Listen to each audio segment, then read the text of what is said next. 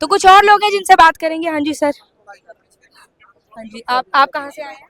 मैं वैसे दिल्ली से ही हूँ। यहीं पे रह रहा हूँ। मेरी एजुकेशन वगैरह दिल्ली में हुई अच्छा अच्छा, तो कितने टाइम से आप प्रोटेस्ट में आ रहे हैं? है। आई मीन जिस दिन से स्टार्ट हुआ है उसके दूसरे तीसरे दिन से।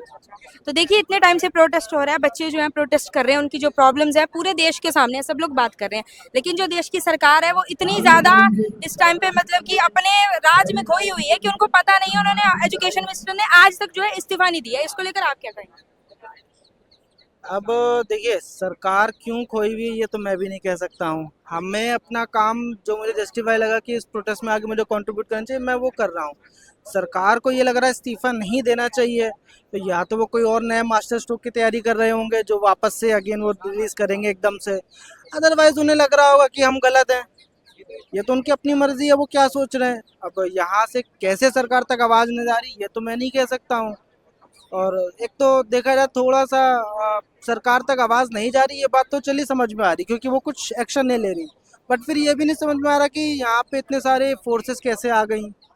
अब यहाँ पे जो कैमरा सेटअप हुए हैं, ये दिल्ली पुलिस के कैमरा सेटअप हुए हैं, ये पता नहीं कैसे दिल्ली हो पुलिस गए। के कैमरा मैं इनसे कहूंगी एक बार दिखाएं। जितने कैमरा लगाए गए हैं ये दिल्ली पुलिस की तरफ से लगाए गए हैं यहाँ हाँ, पर। दिल्ली डिस्ट्रिक्ट पुलिस की ओर से कैमरा, इवन तो जो वो कैमरा अम्ब्रेला के नीचे है वो ये कैसे कर उस सकते हैं कि आवाज नहीं पहुंच रही सरकार तक? उस दिन तक उस दिन से कैमरा कैमरा वो उस दिन से रेगुलर वहाँ पर वर्किंग है कंटिन्यूस वे में, जिस दिन से सोनम सर हंगर स्ट्राइक पे गए हैं। अदरवाइज वहाँ पे क्या था, कैमरा अपना सेटअप हो रहा था, फोटोग्राफर्स आ रहे और शाम को जैसे ही सब सोने जाते कैमरा मैन वगैरह सब ऑफ कर लेते थे। बट अभी सब रेगुलर चल रहा है। ये वास्ट टावर भी शुरू में नहीं था, ये अभी 1 से 2 दिन हुआ है यहाँ पे सेटअप करा गया है। Okay okay. और नियर बाई जितने एरिया है यहाँ पे, जितने भी वॉशरूम्स है पब्लिक, सब में ही वाटर सप्लाई कट कर दी गई है। तो आवाज नहीं पहुंच रही दबाने है। की कोशिश की जा रही है। हाँ, आवाज नहीं पहुंच रही है या वो बेसिकली दिखा रहे हैं कि हम तक पहुंची नहीं है। दोनों बातों में थोड़ा सा कॉन्फ्लिक्ट हो सकता है। देखते हैं। अच्छा, आप भी स्टूडेंट हैं? जी। कितने टाइम से आ रहे हैं? अच्छा, आज पहला दिन है। नीट का एग्जाम जो है वो हमने देखा है रेगुलर बेस पे। पिछले साल भी ऐसा ही हुआ था, इस बार भी ऐसा ही हुआ है और बहुत सारे स्टूडेंट्स ने भी सुसाइड की है। जी। तो आपको आपकी क्या डिमांड है? मेरी डिमांड तो वही है जो प्रोटेस्ट की डिमांड है कि जो भी लोग रिस्पॉन्सिबल है वो लोग अकाउंटेबल रहे। और फिलहाल तो धर्मेंद्र प्रधान जी सबसे ज्यादा अकाउंटेबल है, तो उनको भाई लेकिन वो इतने मतलब कि सख्त हो चुके हैं कि अपनी सीट से हटने का नाम नहीं ले रहे हैं। और ऐसा नहीं है कि उन्होंने कुछ एजुकेशन पॉलिसी में भी बहुत अच्छा चेंज ला दिया, ये प्रॉब्लम है। जी बिल्कुल यही प्रॉब्लम है। और फिर मुझे लगता है कि जैसे जेनजीज की भाषा में हम लोग इसको कहते हैं नॉन चलांट हो गई है गवर्नमेंट। इग्नोरेंट इतना हो गया कि उसको समझ ही नहीं आ रहा, सुनाई नहीं दे रहा है। हम लोग की आवाज सुनाई दे रहा है तो वो पूरे इग्नोर कर दे रही है। तो फिर पता नहीं उनके दिमाग में क्या चल रहा है। मोदी जी को अब डर भी नहीं कि उनको वोट मिलेगा कि नहीं मिलेगा। वोट चोरी भी इतना हो गया है तो भी उस पर उनको कोई मतलब नहीं है, क्योंकि अब उनको डर ही नहीं रहा वोट का, क्योंकि अब उनके पास भाई ईवीएम भी पूरा हैक रहती है। तो फिर हम लोग बस आवाज ही उठा सकते हैं। अच्छा, बहुत सारी मैंने देखा सोशल मीडिया पे रील्स वायरल हो रही हैं।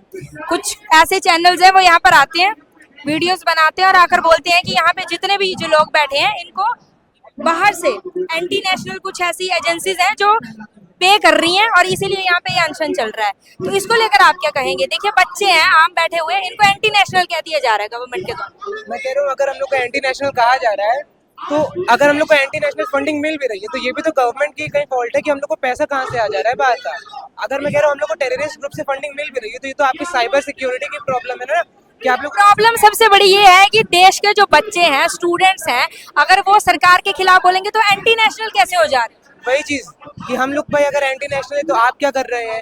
आप तो पूरा हिंदू मुस्लिम बांटे हुए हैं। एक्चुअली एंटी नेशनल वो नहीं हो रहे हैं जो सरकार के खिलाफ बोल रहे हैं, वो सभी हो रहे हैं जो अपने हक की आवाज उठा रहे हैं। उन सभी को एंटी नेशनल करार दिया जा रहा है। और इससे पहले किसान आंदोलन का पता होगा आपको। किसान आंदोलन हुआ था तो किसान जब बैठे थे तो उन्हें भी ऐसे एंटी नेशनल कह दिया गया। बिल्कुल बिल्कुल उन्हें भी एंटी नेशनल बोला गया। ये बोला गया ये सब तो जो है देश की तरक्की नहीं चाहते हैं, ये चाहते हैं कि देश पिछड़ा रहे। देश कैसे पिछड़ा रहेगा? आप एक तरफ कहते हो हम एग्रीकल्चर लैंड से बिलोंग करते हैं, इंडिया में 70% पॉपुलेशन एग्रीकल्चर है, और उसके बाद में आप कह रहे हो कि ये चाह रहे हैं कि हम पिछड़े रहे।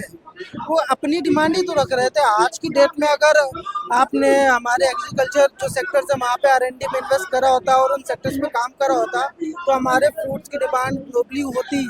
जो नहीं है। अभी रिसेंट में सभी ने पढ़ा होगा न्यूज़ में, हमारे आम डिनाई कर दिए गए थे ग्लोबल ट्रेड में, आम को एक्सेप्टेंस नहीं करी गई थी। इवन दो इसी तरीके से धीरे धीरे करके हमारा एक्सपोर्ट कम होता जा रहा, तो ये कहीं कोई रीज़न है सरकार के फेलियर का, या यूँ कह ली उनके मंशा ही है फेल करने की। दोनों बातें हो सकती हैं। अच्छा, सुधार करने की तो बिल्कुल नहीं दिख रही है। मैम सुधार करने की नहीं दिख रही है तो आप सही कह रहे हो, बाकी लोगों को क्या लग रहा है ये सबका अपना पर्सपेक्टिव हो सकता है।